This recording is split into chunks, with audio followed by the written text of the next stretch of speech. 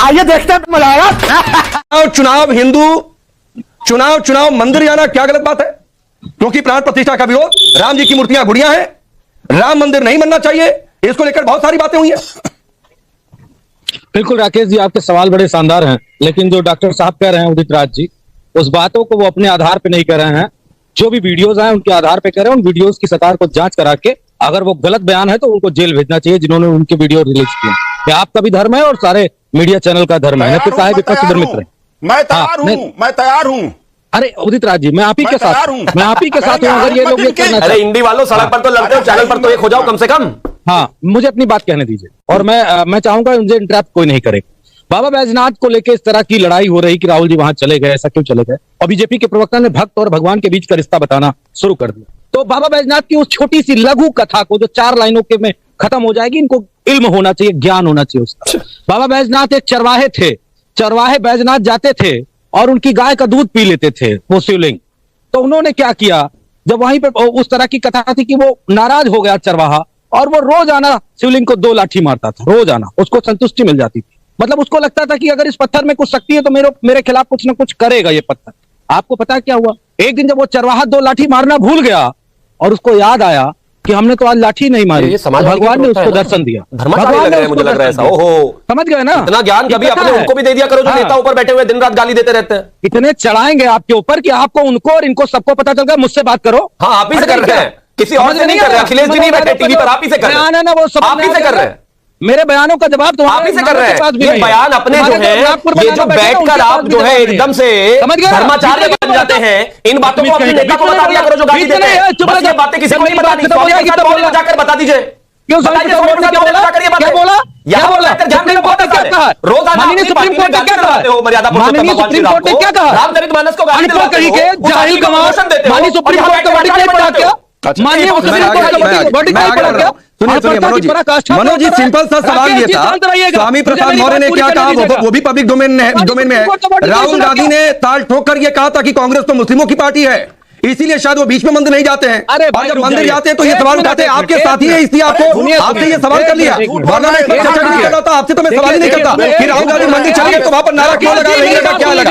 मैं पूरी बात सुन लीजिए। देखिए, भगवान को लेकर झूठ मत बोलो, इस पे पाप लगता है, चाहे एंकर हो चाहे बीजेपी का प्रवक्ता हो, पाप लगता है, इतना याद रखिएगा।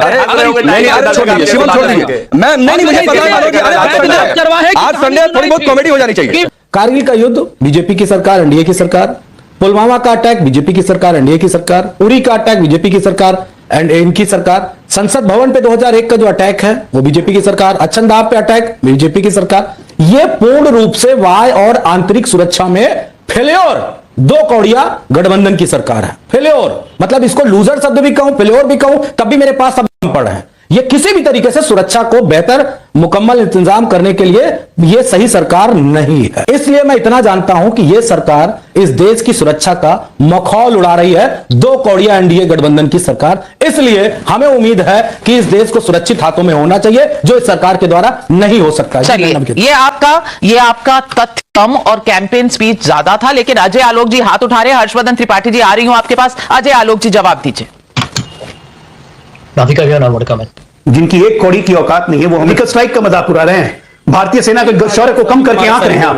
आपकी हिम्मत कैसे? बस यात्रा चला रहे हैं। टेररिस्ट को अपना दोस्त बताने वाले, आतंकवादियों को कोर्ट से रिहा करने वाले हमें ज्ञान देंगे? लव यू करने गए थे पाकिस्तान, लव यू कर रहे थे, बाप मानने वाले हमें ज्ञान देंगे? 3000 सैनिक शहीद हो गए। सिमी को अपने गले से लगाने वाले हमें ज्ञान देंगे? घमंडिया कहने का तुम्हें ठेका मिला है? शर्म नहीं आती है? नाथ जी, आपकी खुशी 2-4 दिन की है, बिल्कुल वैसी ही जैसे गेंदा जी की खुशी थी। नाविका कम से कम नाम तो सही बोल दीजिए, डॉक्टर रंगनाथन। आनंद जी, आप जवाब दीजिए।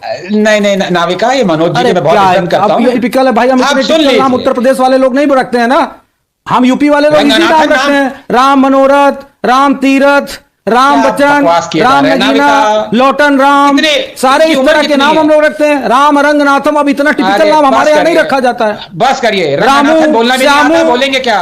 अच्छा चलिए, मनोज यादव जी, नहीं, नामों का कंपटीशन नहीं है, और अगर नहीं रखा जाता तो पढ़ाई कर सकते हैं, अपने देश के बारे में थोड़ा और जान सकते हैं, और इस तरह के नाम बोलने की आदत डाल सकते हैं, पर वो आप नहीं करेंगे क्योंकि आपको दूसरों को नीचा दिखाना है। लेकिन मनोज यादव जी, अच्छी आदत नहीं है। आनंद रंगनाथन जी जवाब दीजिए। हाँ, मुझे पता नहीं। अरे आप बंद करो भाई, अरे बंद करिए बंद करें, तुम्हारा दिया खाते हैं क्या भैया? बंद करें आप? बच्चों से ऐसी कोई बात नहीं है, लगते बुजुर्ग हैं लेकिन इनकी उम्र 12 साल की होगी। मैंने अच्छा आप शांत हो जाइए, आप शांत हो जाइए, चलिए मेरे सामने। अरे चलो भाई, मेरी उम्र अरे 40 भी ना हुई और बुजुर्ग को मैंने क्या दिया?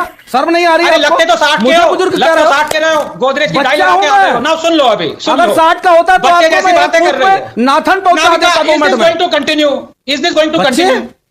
ये यादव, ये डायनेस्टी के हैं क्या? यादव डायनेस्टी के हैं? अच्छा मनोज जी आप आज कौन सा प्रोटीन शेक पीकर आए हैं कि आप बोलने नहीं दे रहे? एक मिनट, थोड़ा सा गाड़ी को ब्रेक लगाएं, थोड़ा सा गाड़ी को ब्रेक लगाएं। गाड़ी हिचकोले खा रही है आपकी, पहिए निकल रहे हैं, जरा ब्रेक लगाएं। आनंद रंगनाथन जी उनकी जवाब सुन लीजिए। जवाब दे रहे थे।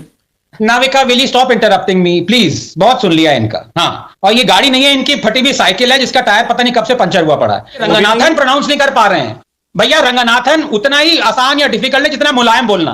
बोलिए मुलायम, बोल सकते हैं कि नहीं, या भूल गए? तो रंगनाथन बोलिए, क्योंकि Ranganathan is the Kuldev of भगवान राम। समझ में आई बात? हर बात को थोड़ा समझिए।